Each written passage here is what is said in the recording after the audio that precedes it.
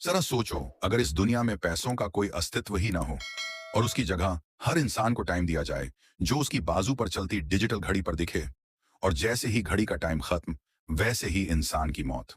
Film in time हमें ले जाती है ऐसे ही फ्यूचर में, जहां अमीरों के पास हजारों साल जमा है और वो प्रैक्टिकली अमर हो जाते हैं, जबकि गरीब लोग रोज रोज स्ट्रगल करते हैं और कभी घंटों कभी मिनटों का टाइम कमाकर जिंदा रहते हैं।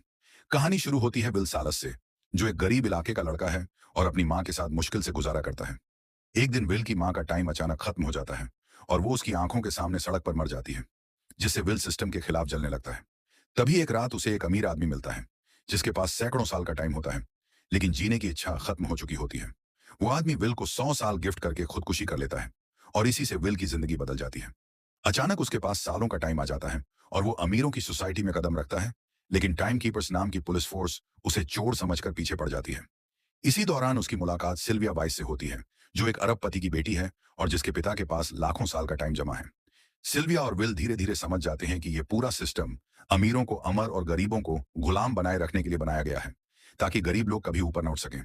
विल और सिल्विया मिलकर तय करते हैं कि यह अन्याय खत्म होना चाहिए, और फिर शुरू होती है उनकी रॉबिन हुड स्टाइल लड़ाई। वो अमीरों के टाइम वॉल्ट से टाइम चुराकर गरीबों में बांटना शुरू करते हैं, जिससे अचानक आम लोगों की जिंदगी बढ़ने लगती है और इनइक्वालिटी टूटने लगती है। फिल्म का सबसे इमोशनल पल तब आता है जब विल और सिल्विया दोनों लिटरली आखिरी सेकंड तक दौड़ते हैं और विल सिल्विया की जान एक सेकंड बचाकर बचा लेता है। टाइम कीपर्स चाहे कितनी भी कोशिश करें, दोनों हर बार उनसे आगे निकल जाते हैं और सिस्टम की नींव हिला देते हैं। आखिर में विल और सिल्विया इतने बड़े टाइम वॉल्ट पर हाथ साफ कर देते हैं कि पूरा गरीब इलाका अब आराम से जी सके और अब मौत से डरकर हर दिन हसल करने की जरूरत